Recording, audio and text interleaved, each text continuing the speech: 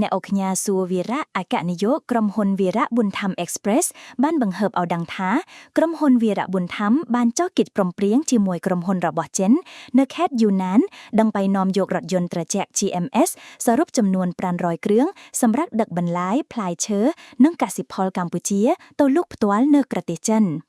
กนองบทสัมเพียแนวขญาสัววีระก้าวปีไงตีปรำใบไข่มิถุนาแนวขญาสัววีระบ้านกู้บัญเจท้าហើយដោយឡែកអ្វីយើងបានព្រមព្រៀងនេះគឺគេនឹងប្រើ200គ្រឿងដើម្បីមកជួយយើងក្នុងពេលដំបូងហើយវគ្គបន្ថែមយើងខ្លួនឯងនេះក៏យើងបានកំងរថយន្តថែម100គ្រឿងទៀតដែរតែឆាប់នឹងមកដល់ប្រទេសកម្ពុជាយើងដោយសារយើងឃើញតម្រូវការនៃការដឹកជញ្ជូនក៏ដូចជា trading រវាងកម្ពុជានិងចិនមានការកើនឡើងខ្លាំងហើយជាពិសេសនោះគឺកសិផលរបស់កម្ពុជាយើងមានការកើនឡើងក្នុងការនាំចេញទៅប្រទេសចិនដោយឡែកយើងឃើញហើយយើងបានកូតាទុរេនហើយនឹងទឹកមាត់ត្រចៀកកម្មថ្មីនេះហើយសង្ឃឹមថាយើងនឹងមានកូតានៃការនាំកសិផលយើង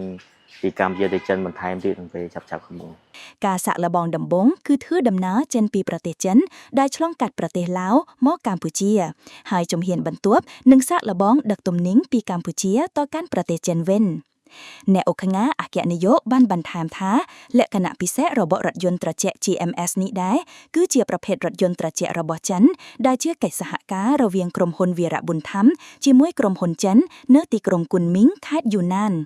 ការសាក់លបងដំបងគឺធ្វើដំណើរចេញពីប្រទេសចិនដោយឆ្លងកាត់ប្រទេសឡាវមកកម្ពុជាហើយជំហានបន្ទាប់នឹងសាក់លបងដឹកទំនិញពីកម្ពុជាទៅកាន់ប្រទេសចិនវិញ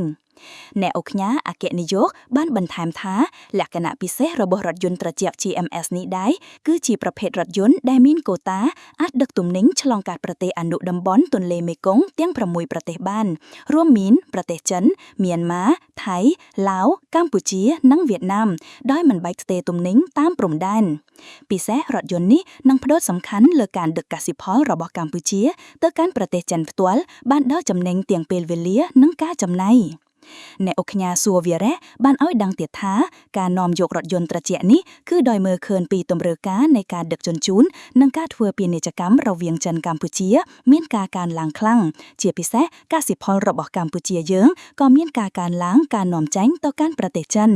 ជាក់ស្ដែងយើងឃើញថាកម្ពុជាក៏ទើបទទួលបានកូតានាំចេញផ្លែទុរេននិងទឹកមាត់ត្រជាក់កម្មហើយសង្ឃឹមថានឹងមានកូតាថ្មីៗទៀតក្នុងការនាំកសិផលពីកម្ពុជាទៅចិនបន្ថែមទៀតក្នុងពេលឆាប់ៗខាងមុខផងដែរ